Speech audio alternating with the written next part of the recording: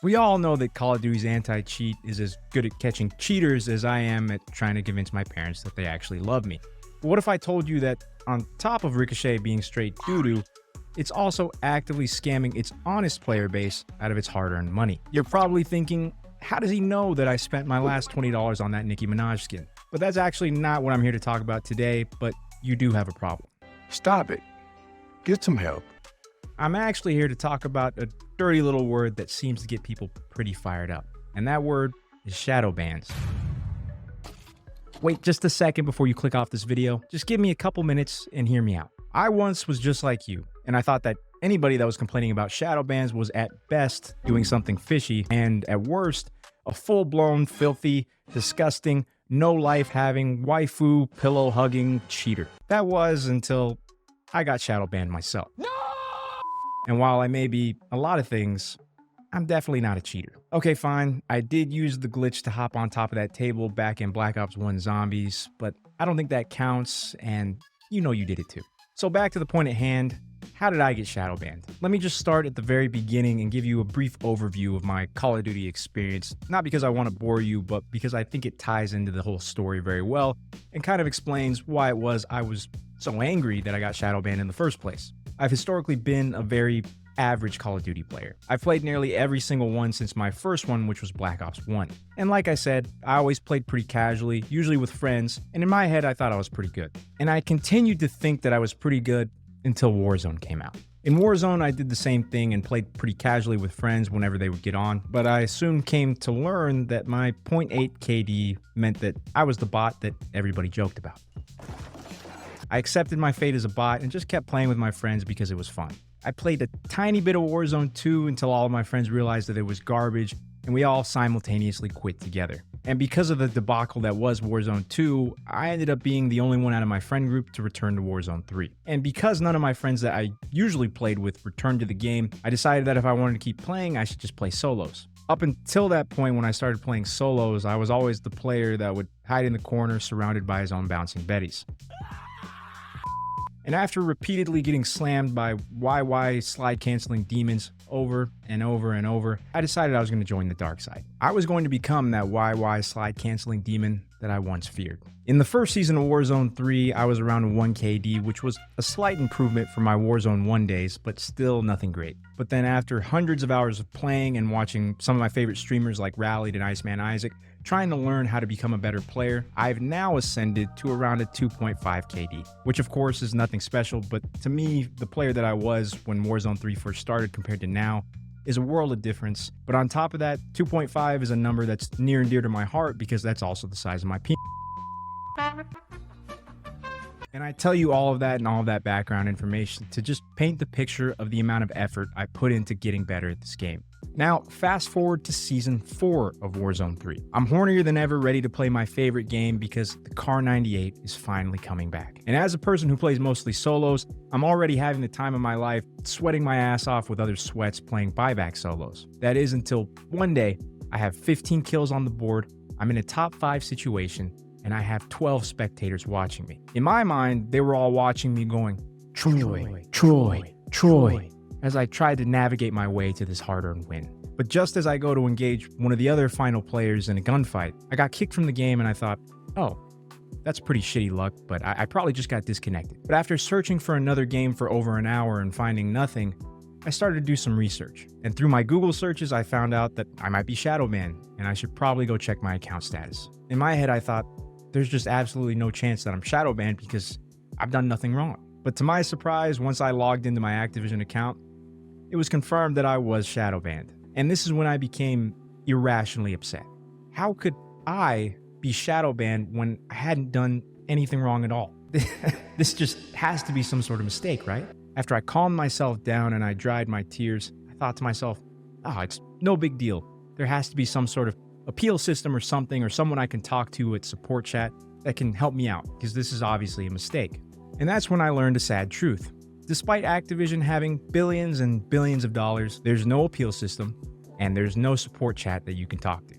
You just have to wait and see if they'll unshadow ban you. Sometimes the shadow ban is 5 days, sometimes 7, and I've even seen some online reports of 10. So for a week, I had a lot of time on my hands. While most people would have thought to themselves, I'm going to quit this shit game that banned me for no reason, or maybe go touch some grass, I decided no. I'm about to double down. Because if there's one thing that gaming has taught me, it's the importance of obsessing about things that you have absolutely no control of.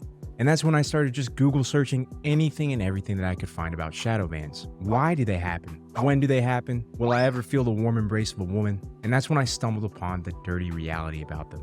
Not only are shadowbans unappealable, but they appear to be totally automated and controlled by the most toxic community in the world. The COD community. You heard me right on that one. You and I actually decide who gets shadowbanned and who doesn't. Before I go any further and explain what I mean by that, and I will explain it, let me clarify that everything that you're about to hear from this point on is speculation. We obviously have no insight into the inner workings of Call of Duty's anti-cheat.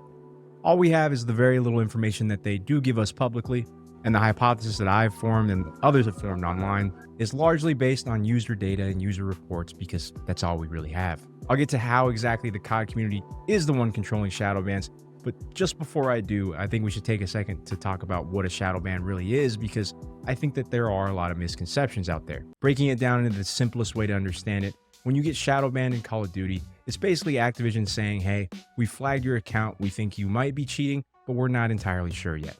So we're going to place you into this weird purgatory where you can only play games with other shadowban players until we figure it out.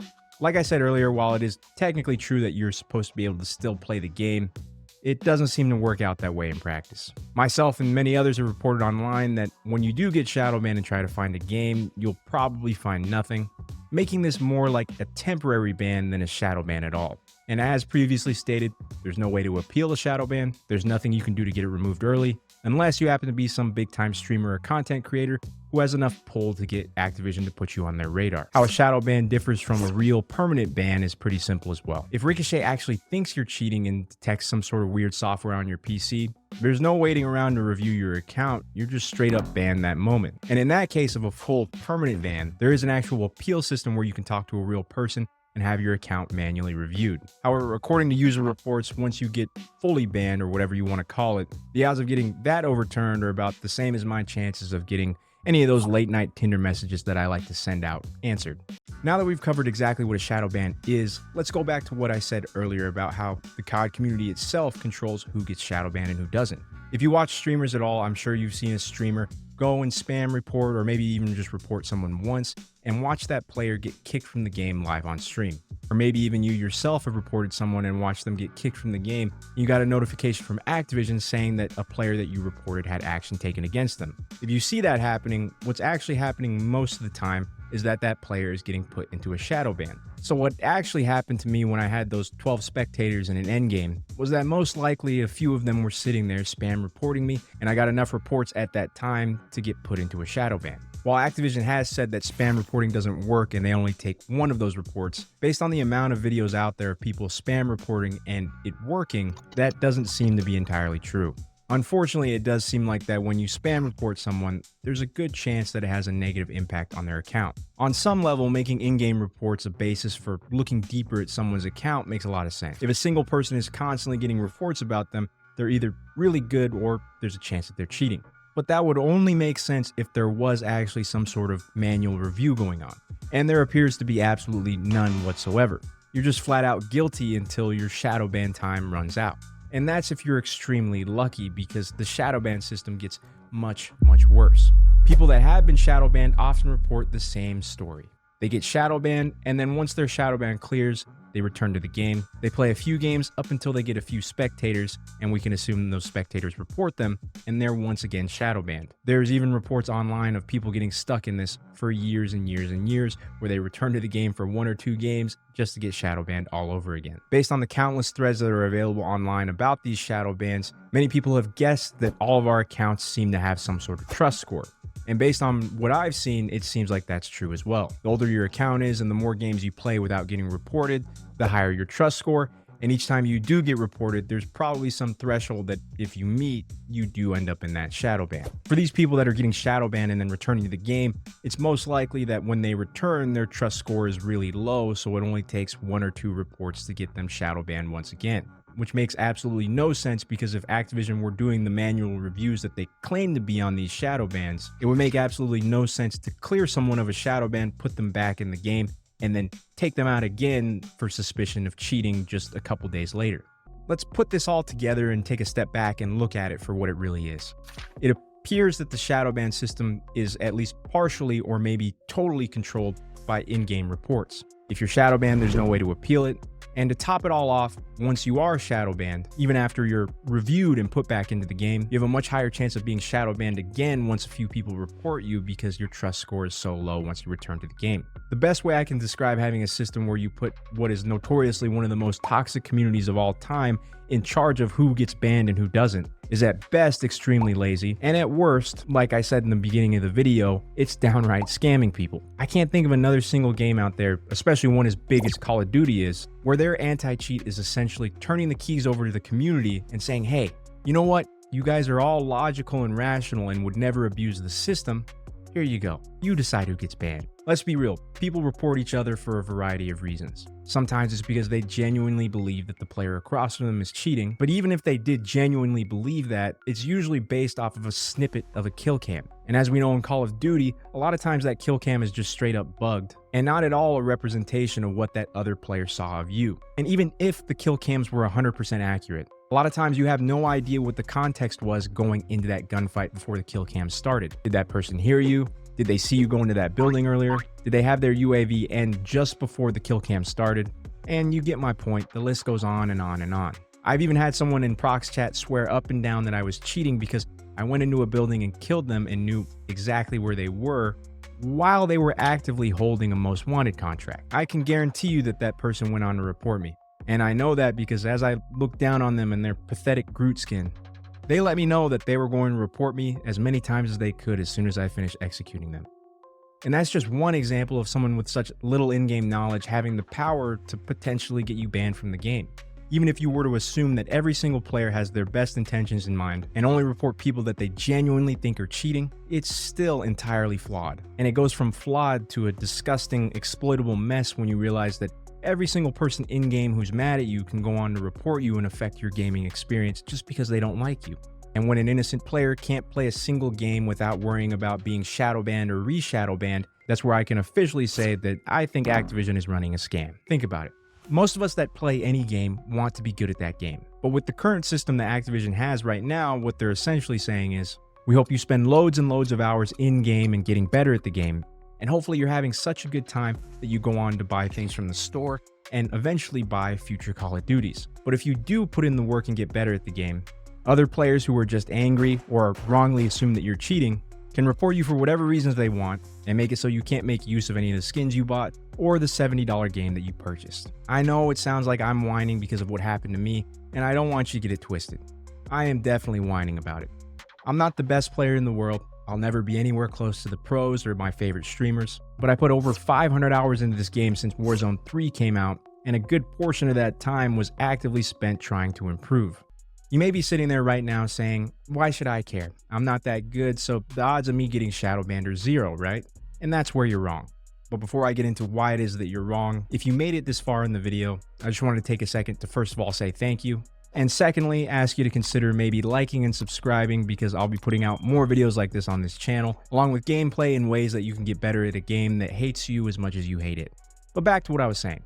I think the current shadow ban system will never affect you, and that's where you're wrong. There are literally thousands of reports just on Reddit of people who got banned at a 0.8 KD, a 1.1 KD, or any KD that you can imagine. So if it can happen to someone that we would consider a bot, it seems like it can happen to literally anyone. Now, if you still don't believe me and you think that the people that are getting shadow banned absolutely deserve it, you're not alone. I invite you to go on Google and search anything that has to do with shadow ban in Warzone or Call of Duty.